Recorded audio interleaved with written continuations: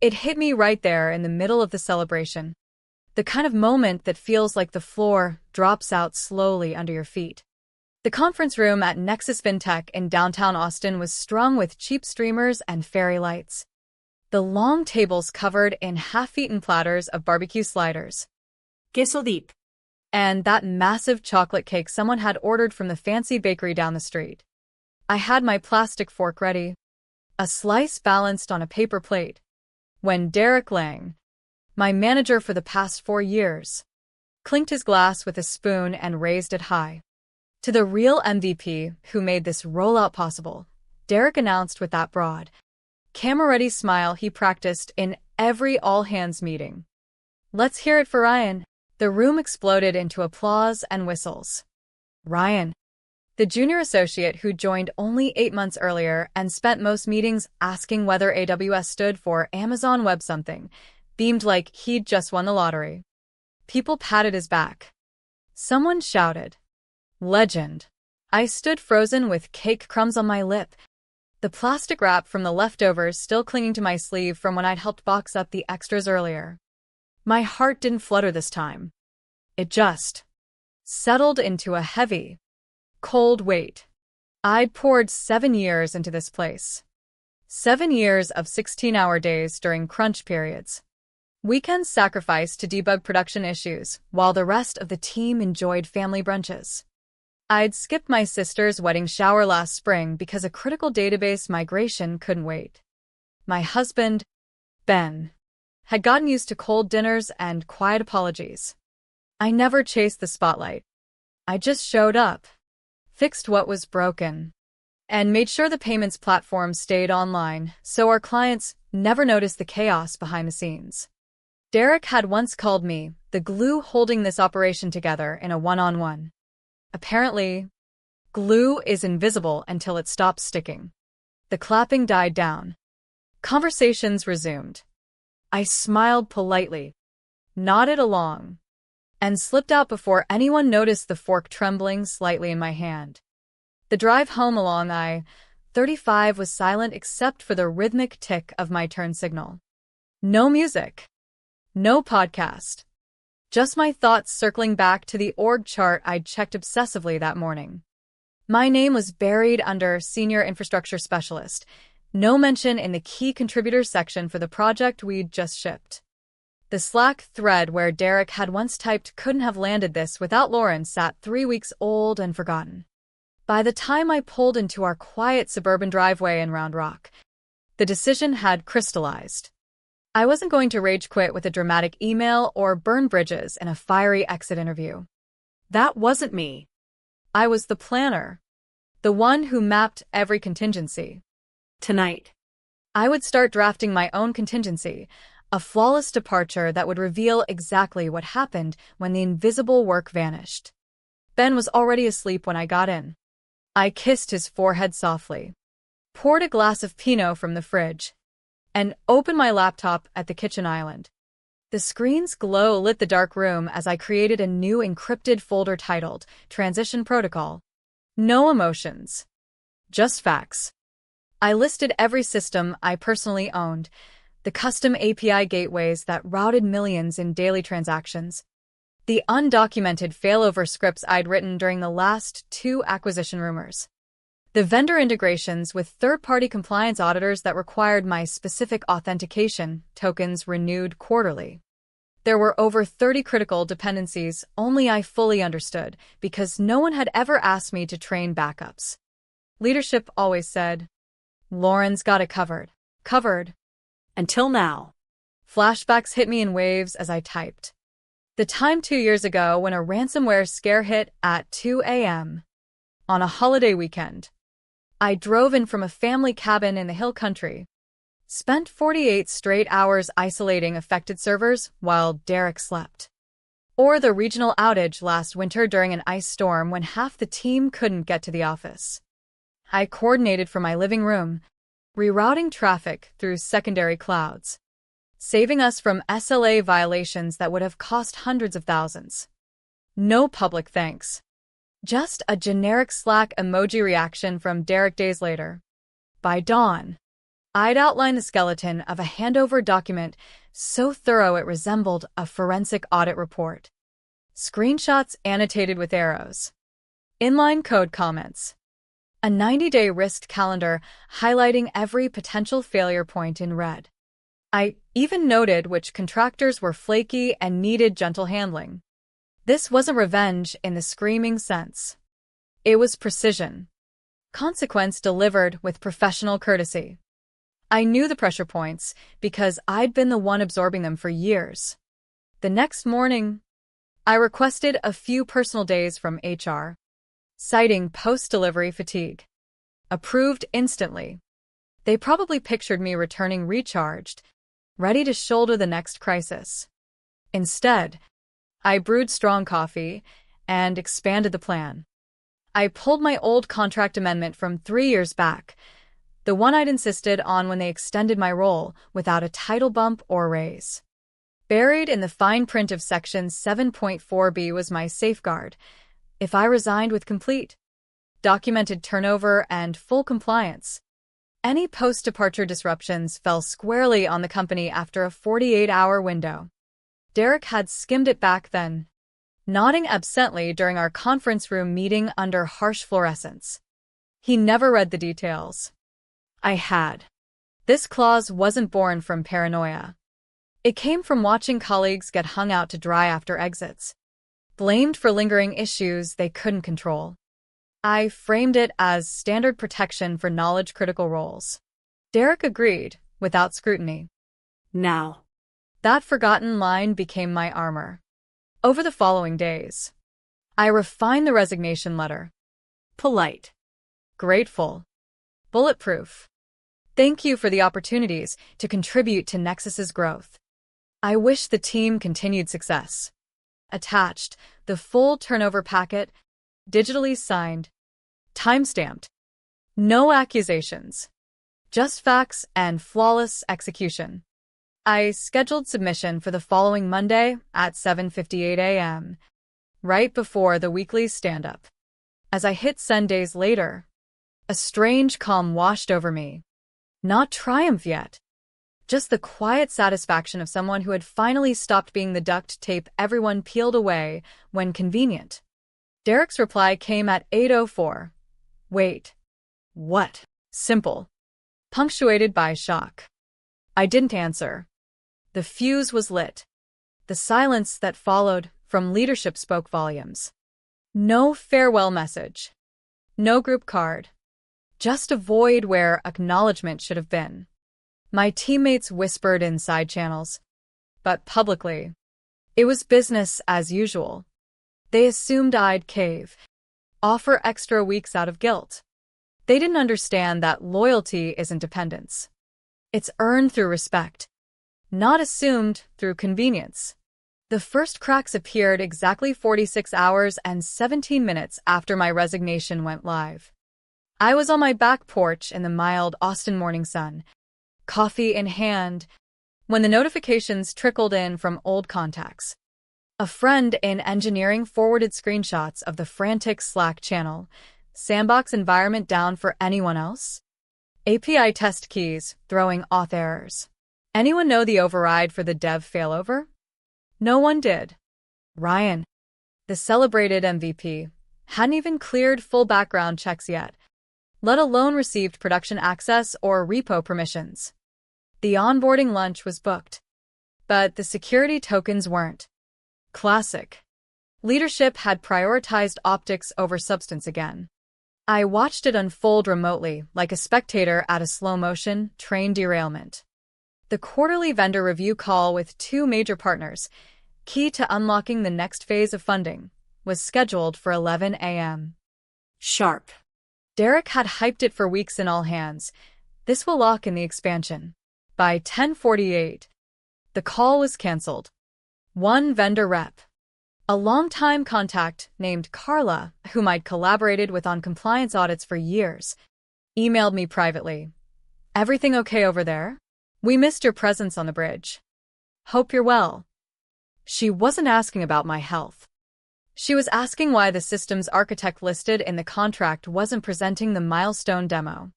The contract language I'd helped draft years ago specified presentation by the designated lead on record. No proxies allowed. It was my way of enforcing accountability back when we negotiated the deal. Derek had praised it then as smart leadership. Now it was biting them hard. Without the verified demo, milestone payments stalled. No cash flowed. The financial bleed began. By midday, the panic escalated. A junior dev posted in a private group chat I'd once helped moderate. How do we spin up the staging tables? Custom auth failing. The pipelines I'd migrated partially were locked behind my expiring internal credentials. No quick workarounds existed because I'd never been allowed to delegate the core failure paths. They wanted me to absorb the chaos quietly so leadership could claim smooth sailing. Derek tried reaching out again. First via email. Quick favor needed on the override token? Polite panic disguised as casual. Then a voicemail. Lauren. Let's chat about smoothing the handoff. Appreciate your help. I replied only with a verbatim excerpt from the turnover appendix and clause 7.4b. All credentials and support post-resignation are documented therein. Further assistance not authorized per agreement. No greeting. No softness. Just the rules. The reply-all storm hit next after Derek's generic company update. We thank Lauren for her contributions and wish her success in new directions. 3 minutes later, an engineer accidentally broadcast, "Anyone have the staging server creds?" Followed by QA, "Billing gateway access under her SSO?" Finance chimed in about sign-off authority for disbursements. The thread exposed the gaps publicly. Compliance monitors flagged it instantly as a risk event triggering mandatory internal reporting under the same clause I'd embedded. I didn't gloat. I archived the screenshots in my personal folder as quiet evidence. Pride wasn't the goal.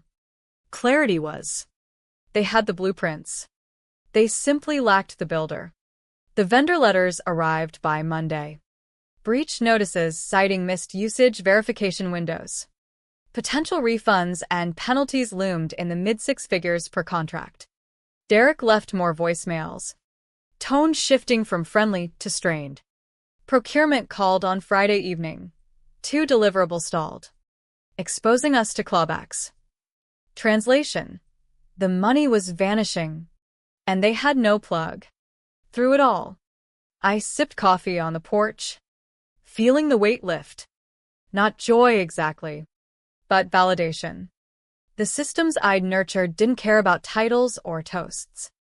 They responded to competence. And without it, they failed predictably.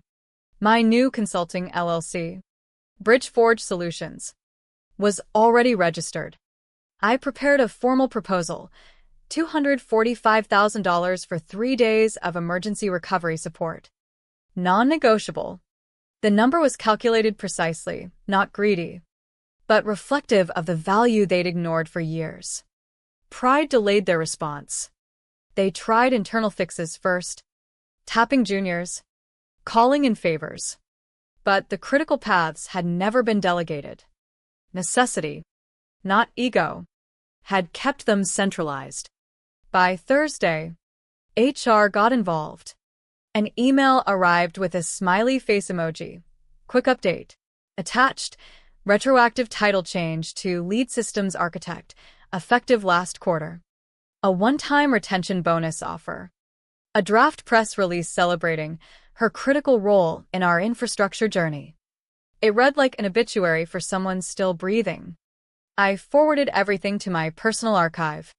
Then I composed a concise reply to Derek. CCing HR. I appreciate the recognition. Unfortunately, I've committed to another client and cannot engage externally at this time. Best wishes on the transition. Attached, my consulting banner and scope. The message sent into the void. No immediate read receipts. But I knew HR saw it first. That cold closure settled in, not victory with fireworks, but the steady satisfaction of independence. They'd offered a title after erasing me from the narrative. I offered silence wrapped in self-determination. The financial pressure mounted faster than anyone anticipated. Vendor legal teams issued formal demands by midweek, meet obligations or refund under specific breach clauses. One partner threatened immediate contract termination, which would cascade into lost client trust across our fintech ecosystem. Internal dashboards lit up red across compliance, security, and finance teams. The small glitch, narrative Derek tried to maintain crumbled under the weight of public reply-alls and audit flags. I received a third-party outreach from a neutral contact. They're scrambling hard. Derek looks exhausted in meetings. Irony laced the update. The man who once dismissed detailed documentation as overkill now faced the consequences of skipped handovers.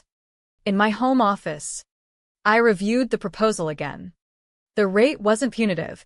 It was market correct for crisis intervention by the original architect. 3 days on-site to restore access, validate demos, and stabilize pipelines.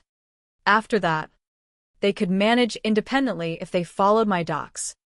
Their response came late Thursday, a counter with reduced scope and timeline. I declined politely. Non-negotiable terms stood. Another 48 hours passed with mounting penalties accruing. Finally, acceptance arrived Friday morning with wire deposit instructions. Returning to the office felt surreal. The same beige cubicles, the hum of servers, familiar faces now averting eyes or offering awkward nods. Derek met me in a small conference room. Tie loosened, eyes tired. Appreciate you coming in, Lauren. This has been challenging. I nodded. Professional mask intact. Over 3 days, I executed the recovery with surgical efficiency, reissued tokens, validated pipelines, ran the delayed vendor demo flawlessly via screen share. The partners were impressed. Payments unlocked. But I documented every step, ensuring no new undocumented changes crept in. During breaks, subtle conversations revealed the human cost. A colleague whispered, "We didn't realize how much rode on you alone." Another admitted the onboarding for Ryan had been rushed for optics. No one had pressed for knowledge transfer because Lauren always handled it. On the final day, as systems stabilized, Derek pulled me aside. The bonus and title are still on the table. We can make this permanent again. His tone carried a mix of humility and calculation. I smiled faintly.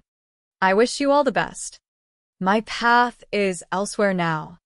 No anger. No lectures. Just closure. As I walked out for the last time, badge deactivated, the weight of 7 years lifted fully. The company survived the immediate crisis, but the scars remained in tighter protocols and wary leadership. Weeks later, word filtered back through industry networks. Nexus had quietly revised internal policies. A new mandatory exit compliance protocol mirrored my original Clause 7.4b almost verbatim. Full documented handover required. 48-hour risk window. Accountability for post-departure failures. New hires received training modules referencing it. Managers were instructed during onboarding. Review Section 7.4b thoroughly. It's non-negotiable. No one credited me publicly. No plaque or shout-out. But I recognized my handwriting in the structure. The phrasing I drafted over lunch years ago in that same flickering conference room. The clause now outlived my tenure, protecting future employees from the same invisibility while forcing accountability upward. My consulting business grew steadily. First clients came via referrals from those vendor contacts who'd seen the value firsthand. Bridgeforge Solutions operated on my terms. Clear scopes. Fair rates. Emphasis on knowledge transfer to prevent single points of failure. Then noticed the change immediately. More dinners together. Weekends free. A lightness in my step. One evening, over wine on the porch, he asked, "Any regrets about how it ended?" I thought for a long moment. Not about leaving. The real question is why it took a collapse to force recognition. How many others stay silent, carrying invisible loads until they break. The industry moved on. Nexus issued optimistic quarterly reports glossing over the disruptions. Derek avoided mentioning my name in public forums. But privately, the cautionary tale spread: don't assume loyalty equals permanence. Plan for departures as rigorously as launches. I never sought revenge in the dramatic sense. The quiet execution of a professional exit, backed by foresight, delivered the clearest message. Systems fail without proper stewardship. People notice when the glue is gone. Months passed. A junior contact from my old team reached out for advice on a similar role elsewhere. I shared lessons learned.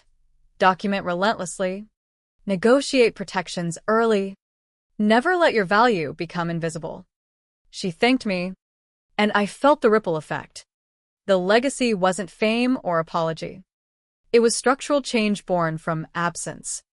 Every time a manager now hesitates before skimping on handovers, my unseen influence lingers. Reflecting now, years later, the story lingers not as bitterness, but as a profound question about modern workplaces. In our hyper-connected, always-on culture, how often do we celebrate the loud contributors while the quiet architects keep everything afloat?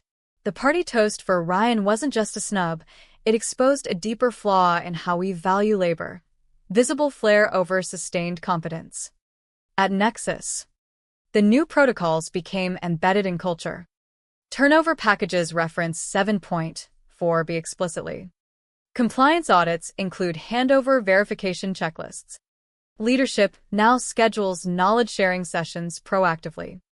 They learned the hard way that ignoring dedicated talent invites avoidable chaos.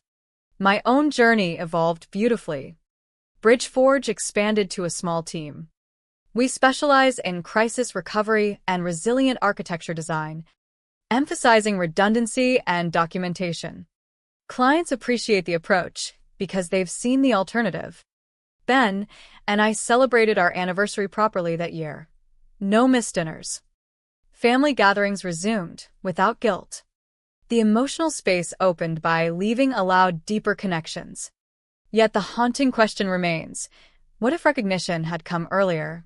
A simple title promotion, public credit, or succession planning might have retained me. Instead, the company paid premium rates temporarily and institutionalized changes reactively. This isn't unique to tech or fintech. Across offices in Austin, Seattle, New York, dedicated professionals burn out carrying unseen burdens.